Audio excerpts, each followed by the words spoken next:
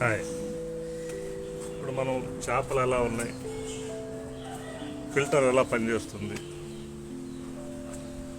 అనేది చూద్దాం. చేపలు చాలా బాగా చక్కగా ఆడుకుంటున్నాయి, ఎటువంటి ప్రాబ్లం లేదు. అంతేకాకుండా ఫిల్టర్ కూడా చాలా బాగా పనిచేస్తుంది.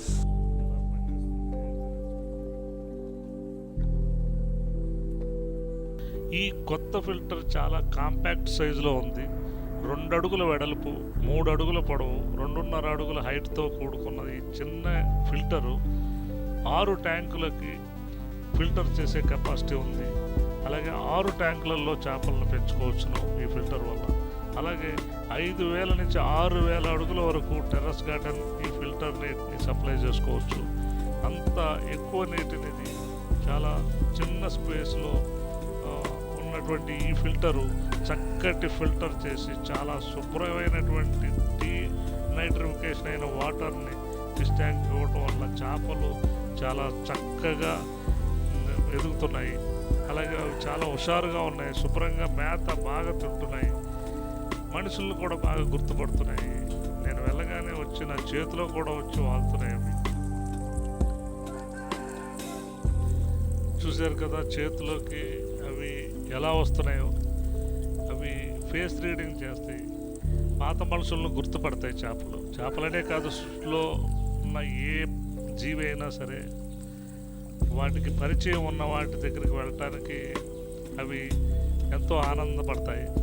ఉదాహరణకు మన ఇంట్లో పెంచుకుంటున్న కుక్క పిల్ల ఆ యజమాని రాగానే తోక ఊపుకుంటూ గేటు దగ్గరికి పరిగెత్తుతుంది. అలాగే సృష్టిలో ఉన్న అన్ని రకాల జీవులకి ఈ విధమైనటువంటి తెలివితేటలు ఉంటాయి. అలాగే వృక్షాలకు చూశారు కదా, ఈ ఫిల్టర్ చాలా కాంపాక్ట్ సైజులో చక్కగా, ఎంతో చక్కగా మనకి ఫిల్టర్ చేసి ఈ ట్యాంకులకు అందించడం వల్ల ఇప్పుడు చాలా ఈజీ మెయింటెనెన్స్ అయింది. ఇక కింద కూడా ట్యాంకులు ఉండాల్సిన అవసరం ఉండదు. భవిష్యత్తులో వీటికి దానికి కావాల్సిన నుచ్చిన ఏర్పాటు చేసుకోవాల్సిన అవసరం కూడా ఉండదు. టెర్రస్ మీద కిందే పెట్టుకోవచ్చు. అలా కింద పెట్టుకున్నప్పుడు ఇందులో కొంత ఖర్చు తగ్గే అవకాశం ఉంది. ఈ యొక్క ఫిల్టరు చాలా కొత్తది. ఇందులో 4-5 విభాగాల్లో ఫిల్టరేషన్ అయ్యి చక్కగా అందులో ఉన్న సెడిమెంట్స్ అన్నింటినీ నీట్గా మొత్తం అంతా కూడా ఎయిర్ బ్లాస్టింగ్ ద్వారా మొత్తం కిందకి వెళ్ళిపోతుంది. చూశారు కదా, ఇక్కడ వేసిన మేము బయోమీడియా కూడా చాలా కొత్త విధానాన్ని అనుసరించి తయారు చేసినటువంటి బయోమీడియా మేము ఉపయోగించాము. అలాగే ఇందులో యాక్టివేటెడ్ కార్బన్ మరియు డిఫ్యూజర్ కూడా చాలా వెరైటీగా చాలా పెద్ద డిఫ్యూజర్ వాడటం జరిగింది. ఇందులో దీనికి 40 వాట్స్ ఈ మోటార్ ఏదైతే ఉందో ఈ మోటార్ని ఉపయోగించి మనం దీనికి ఎయిరేషన్ చేస్తున్నాము.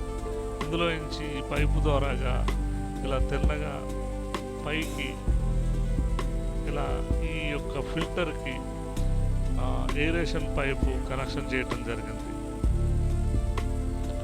దీని ద్వారాగా వచ్చే ఎయిరేషన్ ఏదైతే ఉందో ఆ బ్లాస్టింగ్ ఆ డిఫ్యూజర్ ద్వారాగా అక్కడ జరిగే ప్లాస్టిక్ వల్ల ఇక్కడ ఉన్నటువంటి సెడిమెంట్స్ అన్నీ కూడా కిందకి సెటిల్ అయిపోతాయి. తర్వాత పక్కనున్న ఛాంబర్లోకి జిగ్జాగ్గా వెళ్తుంది. అక్కడి నుంచి మళ్ళీ పక్కనున్నటువంటి బయో యాక్టివేటెడ్ కార్బన్లోకి వెళ్తుంది. అటు నుంచి మళ్ళీ స్టోరేజ్ ట్యాంక్లోకి వెళ్తుంది. అలాగే ఈ మోటార్ నుంచి రెండో కనెక్షన్ ఏదైతే ఉందో ఆ కనెక్షన్ ద్వారాగా వెళ్ళిన పైపుల ద్వారాగా ఫిష్ ట్యాంక్లో ఉన్నటువంటి ఫిష్లకి ఆక్సిజన్ ఎయిరేషన్ ఇవ్వటం జరుగుతుంది. చూశారు కదా ఈ ట్యాంక్లో ఎలా ఎయిరేషన్ వస్తుందో. అలాగే అవతల ట్యాంకులో కూడా, రెండో ట్యాంకులో కూడా ఎయిరేషన్ ఒక్క మోటార్ ద్వారాగానే ఈ 2 పనులు జరుగుతున్నాయి. నిరంతరం 40 వాట్స్ అయితే కరెంట్ కన్జంప్షన్ ఉంటుంది. దీనికి బ్యాకప్ కూడా ఉండాలి. ఎప్పుడైనా కరెంట్ పోయినప్పుడు మనకి బ్యాకప్ కరెంట్ కనుక ఉన్నట్టయితే ఎటువంటి ప్రాబ్లం ఉండదు. ఈ నీటిని గార్డెన్కి పంపినట్టయితే చక్కగా గార్డెన్ నిరంతరము ఎటువంటి న్యూట్రిషన్ ప్రాబ్లం లేకుండా చక్కగా ఎదుగుతుంది. చూశారు కదా, ఎండాకాలం మే నెలలో షేడ్ నెట్ కంపల్సరీగా వేసుకోవాలి. ఇప్పుడు వచ్చే ఈ ఎండలకు మొక్కలన్నీ కూడా కనీసం 3-4 గంటలు ఎండబడినా మాడిపోయే పరిస్థితి ఉంది. ఇప్పుడు నేను గార్డెన్ని మొత్తం కొత్త మొక్కలతో నింపడం జరిగింది. అవన్నీ కూడా బాగా వస్తున్నాయి. చూశారు కదా, ఇక్కడ నుంచి ఫిల్టర్ నుంచి సెగ్మెంట్లలో వాటర్ ఎలా వెళ్తుందో. ఇది చాలా కాంపాక్ట్ సైజ్ ఫిల్టర్, చాలా చూడముచ్చటగా ఉంది. దీని పనితనం కూడా చాలా గొప్పగా ఉంది.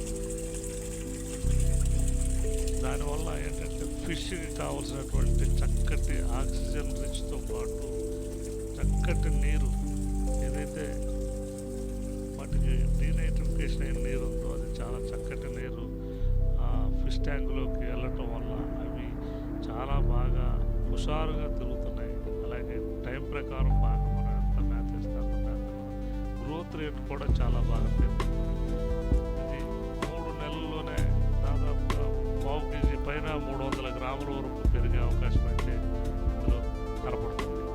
కాబట్టి ఈ విధంగా పెంచుకుంటే మన గార్డెన్తో పాటు అన్ని రకాల కూరగాయలు, చేపలు కూడా పెరుగుతాయి.